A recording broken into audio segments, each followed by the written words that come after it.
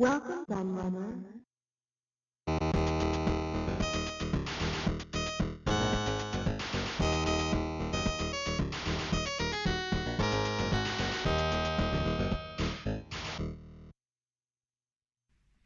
Hello everybody, Kieran aka the Retro Laird here, and this week on my channel, in my midweek review, I have a film review for you. And this one is rather nice because it carries on from two that I've done previously, and as you can see, it's for Memoirs of a Spectrum Addict 2.5, The Lost Tapes. Now, those of you who follow my channel will remember that quite a while back I reviewed the first Memoirs of a Spectrum Addict film, which I had mixed feelings about. There was some good stuff in it, and there was some stuff that really let it down.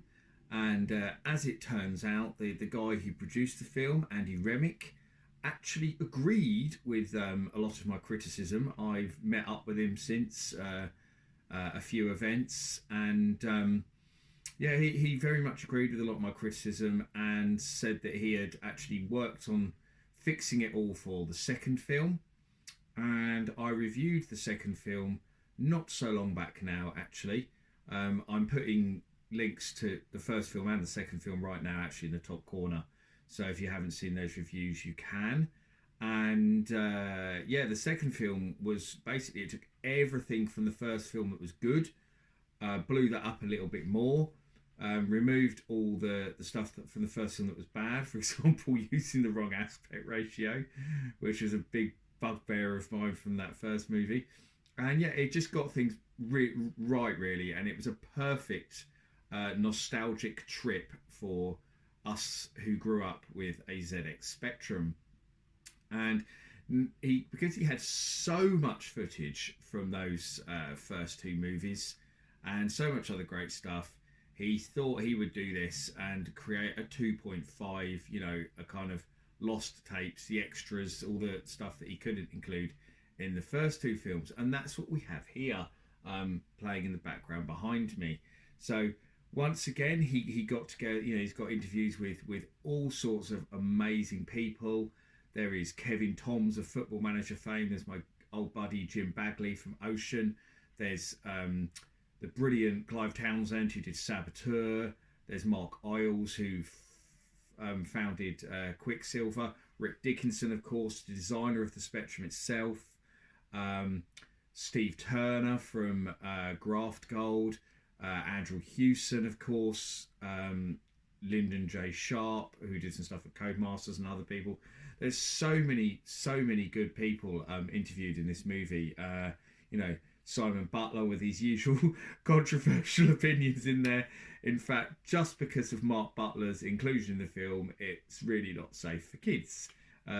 So well done, Simon Butler. You've you raised the certificate from a 12 to an 18 with just a few appearances in the film, but you kind of expect that from Simon. So yeah, all very, very good there. And once again as well, I mean, one of my favourite things about Spectrum Addict 2 was actually Mel Croucher's involvement. He stole the show. He was so funny in the second one, and he's back again in the third one. So it's brilliant again. Mel Croucher's so entertaining. The guy's absolute nutcase, but a genius at the same time. Really is a mad genius. And yeah, it's just more of the same, really. If you liked the Spectrum Addict 2 film, then you're gonna love this one, because it's just loads and loads and loads and loads more of the same stuff. And it's a long old movie. I can't remember exactly how long it is, actually. Let me have a quick look here. Yeah, so there we go, 3 hours 22. So it's not short. So there's tons and tons and tons of content in here, which makes it even better value when you consider the small price for download. And obviously I will put all the links of where you can grab it, and the different forms that you can grab it in, whether you want full 4K or whether you're happy with just a DVD version. It's available in every form you can think of. And I actually got to see this movie first of all when I went to an event at the Retro Computer Museum in Leicester a few months ago, and Andy came along and he put it up on the projector on the wall.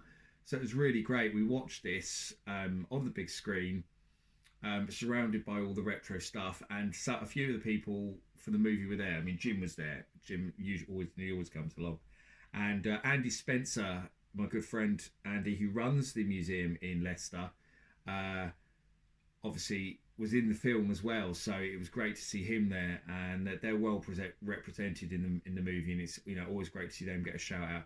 And also Jason Fitzpatrick, who runs the other really good computer museum over in Cambridge, also features in the movie. So Andy's been very fair there by including them too. So yeah, I don't really know what else I can say about it.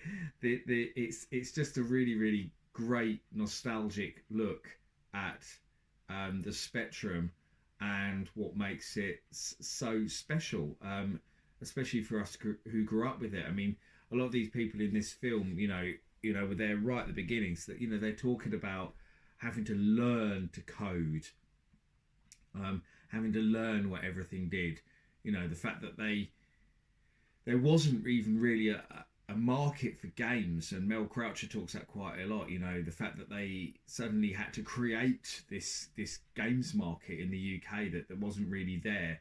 At the end, the only places that were selling games were like the big department stores, and there was stuff like Atari 2600 cartridges, But soon, these cassette tapes with these Spectrum games started appearing in places like W.H. Smith's and Boots, and this whole market just blew up. And it's not just about the games, as I was saying, it goes into how this whole market was created, how they suddenly realised that things like cover art was important to sell a game, so they needed artists to design these covers, how they, worked out that they would need to advertise in magazines, and offer mail order services. And there's some brilliant stuff about the early days when mail order was actually the biggest way that software houses were making money and getting checks in the post and literally making games to order. And that seems incredible to think about now, that anyone would actually, take checks or cash in a lot of, cases. People were sending coins and notes in envelopes to these software companies to get the games, and then they would reproduce the game, probably using an old double-sided cassette recorder, and then sending them to people. And it's crazy to think that, the software market was ever like that, in this country, but that's how it was, and they talk about the inspiration for making these games. A lot of the time there was people trying to copy the arcade games that were popular at the time. But there was also lots of people doing stuff that was creative and new. I mean, Mel Croucher especially, they did some absolutely crazy stuff. Some of it worked, some of it didn't. And they also talk about how piracy affected them as well, which is always an interesting thing, especially with tapes, because obviously with cassette tapes, piracy was rife because they were so easy to copy. So there's loads of stuff about that in there as well. So really, the film takes in everything that made the Spectrum special. It's got the games, it's got the people who made the games, it's got the people behind the software companies. I mean, another person who's in there actually is Gary Bracey from Ocean, who, they became massive. They became one of the biggest software publishers in the world, from starting off doing games for the Spectrum. So he's in there talking about how they grew and how they, became so big. Every aspect of the Spectrum scene is in there, and even right up to the modern day. They've got people talking about new homebrew games that are still being made for the Spectrum, which is absolutely fabulous. And also, before I go, actually, there's a lovely cameo right at the end of the film. So if you watch the titles, my book appears right near the end of the film as well. So thank you very much, Andy, for including my ZX Spectrum compendium up in the top corner there. Again, cheap plug, which if you haven't bought already, you should have. And it would make a wonderful Christmas present as well for anybody who loved the Spectrum. And that's about it, really. Brilliant film. Can't recommend it enough for anyone who grew up with the Spectrum, loved the Spectrum like me.